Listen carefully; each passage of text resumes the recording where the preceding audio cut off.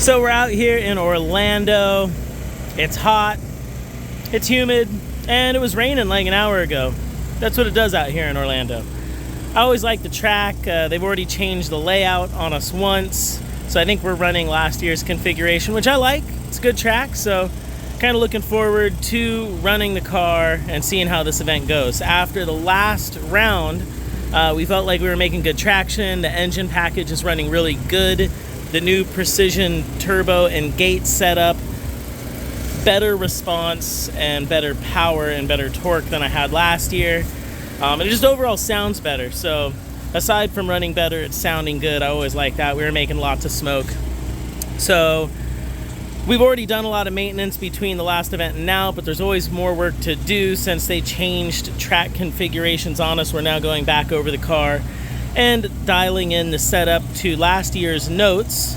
So we have the car's chassis setup and gearing setup regarding the quick change in the back as close to what we ran last year in competitive trim as we can. Obviously the car has been completely rebuilt since then. It's done some rounds, some of the components aren't the same. So, we start off with basic suspension, which is going to be our alignment via our wise fab. And you can actually see we have marks on a lot of our bolts, and that's specifically our 0 points. So then we can always adjust links, or in a pinch where we need to make a fast adjustment, we can use some of the cams. But the cams do self-adjust when we have impacts or off tracks. So having those marks are a way to not only register the components, but also give us the ability to make quicker alignment adjustments. So we're going back over notes, getting everything zeroed out. Then we're going to set our suspension to our Orlando toe and alignment and camber settings. Our Megan coilovers with Swift springs with custom valving are going to get their dampening setups on there. Sway bar staying the same.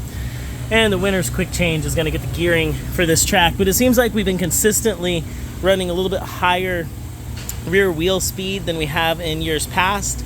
I think it's the motor package where our turbo's making boost is just allowing us to run a little higher wheel speed, and that's working out great with the new Vitor tires.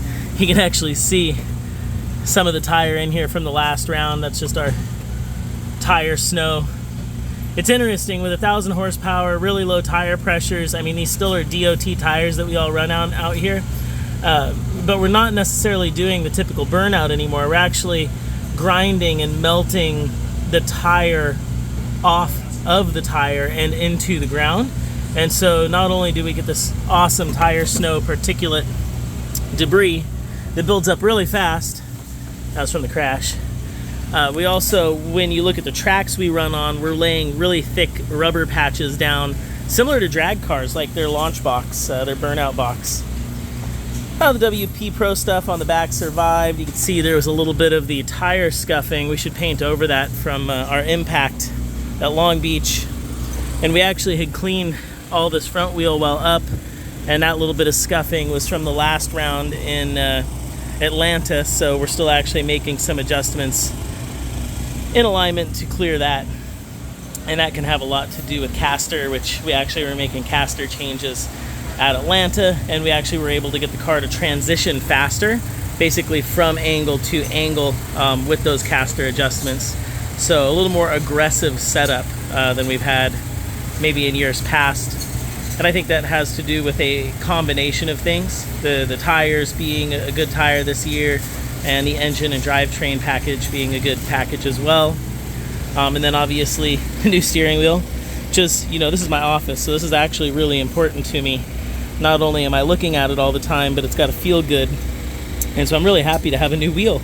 And not only is it a new wheel, it's a KMR edition from NRG, which are coming out like right now. They might even be available like today or this week. So hit me up if you're interested. We're going to have a stock of those as well to sell direct, and I'm always happy to sign them, give away some swag, and make them special for people. NRG with the seats as well. HTT gearbox, that's actually been a big thing. We've been running it for a few years now. I love it, but we've really got it dialed in.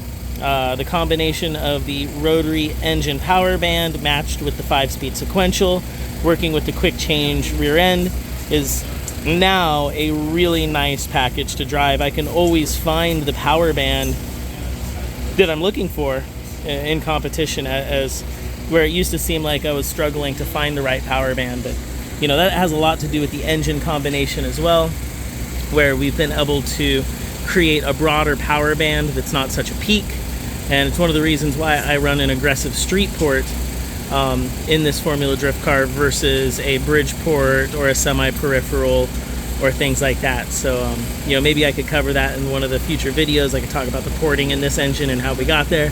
But basically it's a aggressive street port, and that's why this car doesn't have that excessive brap that some of the other cars I have and rotaries are known for. I mean, it still idles great, sounds great, runs super smooth, great power band, but it doesn't have that super hard brap. It's got a mellow brap. We got a slight brap. So that's a lot of what's going on. Cooling's working good. We've actually had some really good temperature control this year, so I'm happy with how that's working. And then our twin battery system back here is, I think, helping out with just overall amperage usage in the car, because like I've said before, we use actually a lot of amps to keep this car up and operational, between the fans, electric power steering, electric water pumps, data logging, injection, fuel pumps, light systems, which light systems are part of Formula Drift. And then Formula Drift even has their own data logging system in the car, which we have to power. So the alternator up front is, I think, 360 amps, which I've talked about before, and we're using a lot of that amperage up. And we always need to have available amperage in case everything happens to turn on once, or under excessive steering condition or steering load, you can use a lot of amperage via those electric steering pumps. So that's just kind of where we're at. We're out here in Orlando.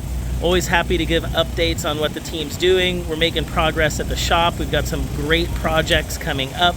And I will be doing an update on the hybrid RX8 GSLSE motor. We've got some news and some updates on that. And just everything else that we're doing with KMR and Mazda Tricks. We got some new merchandise coming soon, so I apologize. We've been out of t-shirts for a while. We had a slowdown on that. But we will have new t-shirts, new merch, and other things coming out real soon on the website, along with some other updates. So thanks for watching. That's a wrap. We're going to get back to work, or at least I'm going to get back to work. I've been talking and watching the crew work. So we're ready for tomorrow. We're ready for practice, qualifying, and then hopefully race day. That's a wrap. Thanks, Renewable. Thanks, eFlex. Thanks, NGK. Thanks, Mazda Tricks. Exidy. All you guys. Couldn't do it without you.